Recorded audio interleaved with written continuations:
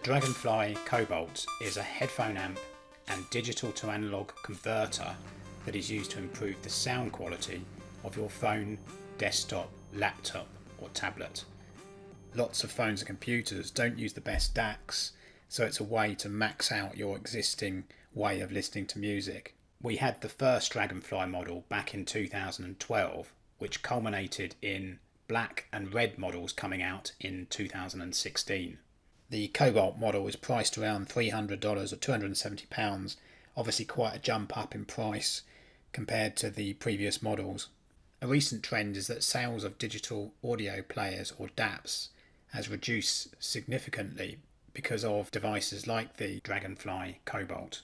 Also the fact that you can control all your music from your phone. Music apps nowadays as well are so convenient. If you want to use it with computer-based devices, you simply take the lid off and plug it into a USB port. Or if with phones, you use the Dragontail adapter for Android devices, or with Apple devices, you need to use a USB adapter. Audioquest have said that the USB 3 camera adapter from Apple is the best sounding. Quite how and why, I have no idea. But it costs about $30 if you go for it. You can alternatively go for the cheaper Lightning to USB adapter. Your headphones plug into the other end of the Cobalt, and the little dragon logo on the Cobalt indicates sample rate by virtue of its colour, whether this is CD sample rate or higher resolution sample rate. The Cobalt can handle MQA and high resolution files up to 96 kHz. The flexibility of the DragonFly Cobalt is its ability to be used with computers and mobile devices, and it's lightweight and easily transportable too. It also uses the technology in the Audioquest Jitterbug. It's not just a headphone amplifier, but you can also use it as a preamplifier into another headphone amp. Using a Audioquest Evergreen 3.5mm to 2 RCA cable, which I'm using in this particular review, you can get this functionality. I'm not going to go into all the technical details in this film, as I don't think everyone will want to know all these specifications and what they entail above a comparative appraisal of how the Cobalt sounds and performs, which is obviously more important and real world. So I checked out the DragonFly Cobalt in a listening test with the other Dragonflies over a period of about 3 hours.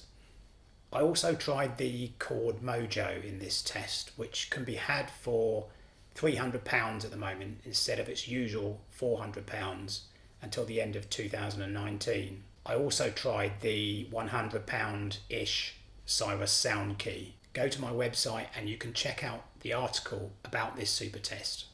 Just to let you know, in this test I used some MAS Audio Science X5i in-ear monitor headphones, easy ones to drive, but I also used slightly harder to drive headphones, Grado SR225s.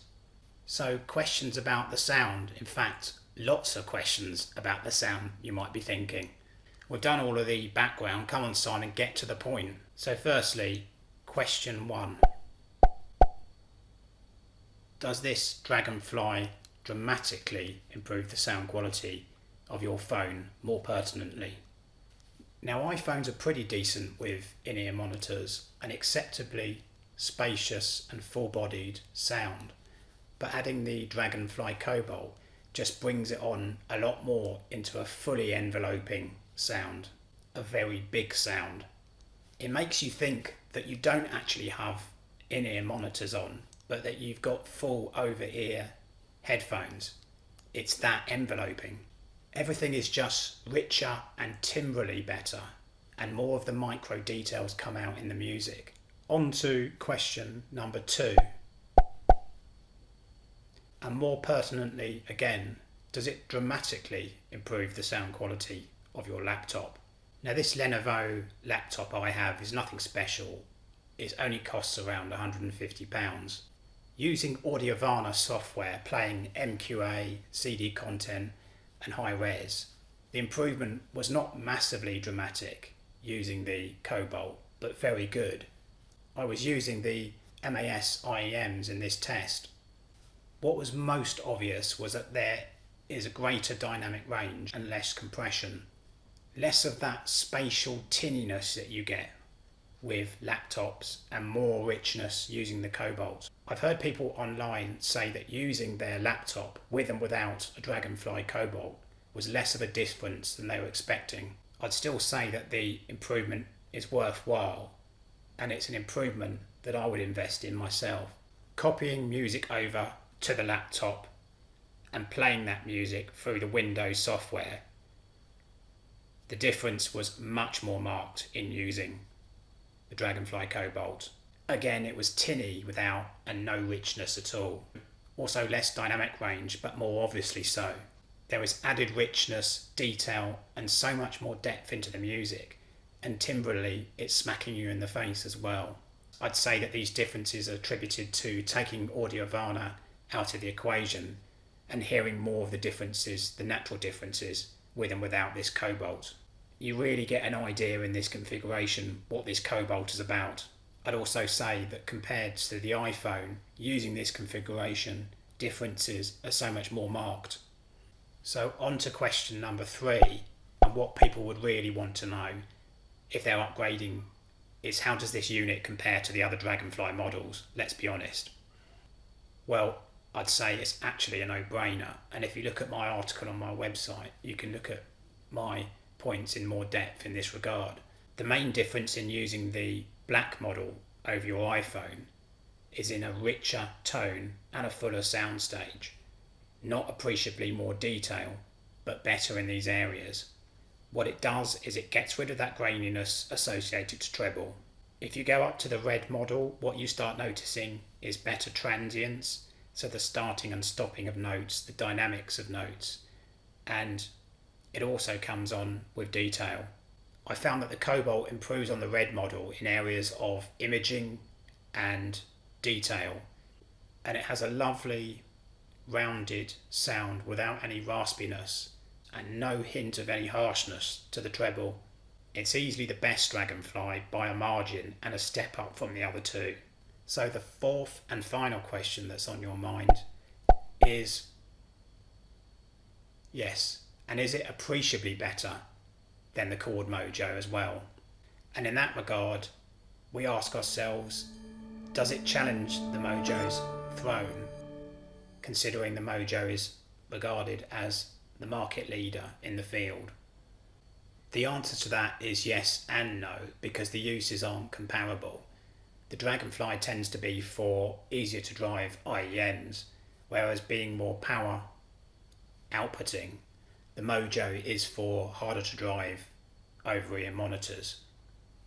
These over-ear monitors tend to need more power to sound better, which doesn't tend to be the case with in-ear monitor headphones.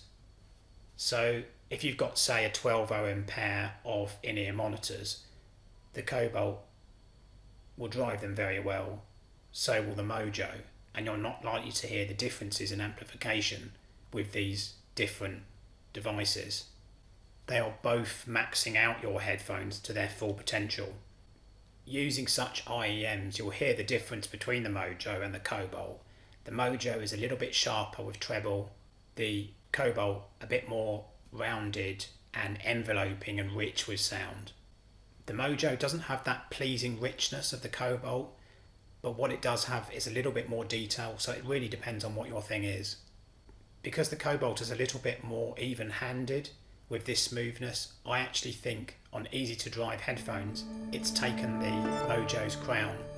On harder to drive headphones, I don't think so. Where it was a little bit tricky, using my Grado SR225s, which are a 32 ohm headphone, was with the Cobalt, as I actually couldn't discern much of a difference between using them straight into my iPhone or into the Cobalt. I suspect this is due to differences between how much power these devices are outputting, because there's more than one way to create good sound quality than a great DAC. If the headphones are being driven well, then they will sound better, and this can account the differences between these two setups. I've actually contacted Audioquest for comment, and I'll feedback what they say in the future.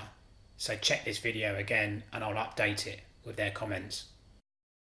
Regrettably, there are some downsides with the Cobalt, which come in the form primarily of quality control.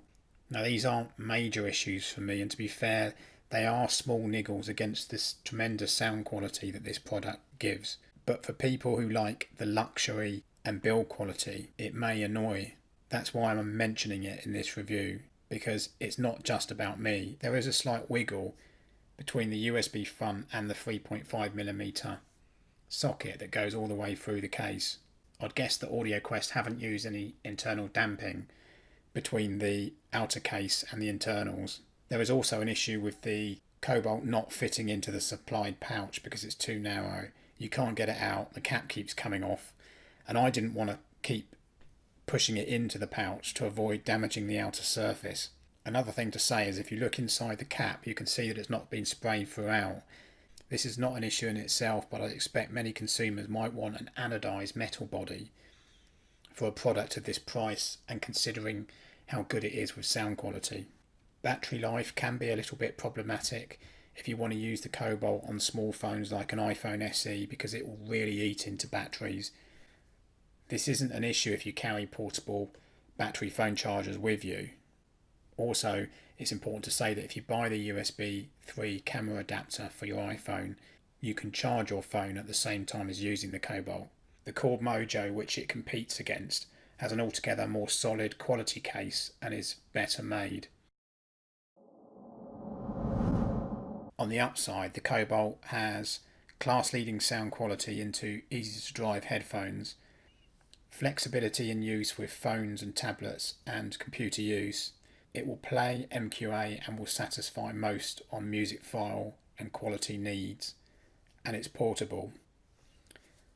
On the downside, there are some quality control issues, battery life is somewhat problematic, and it won't satisfy harder to drive headphones as well as a product like the Chord Mojo will.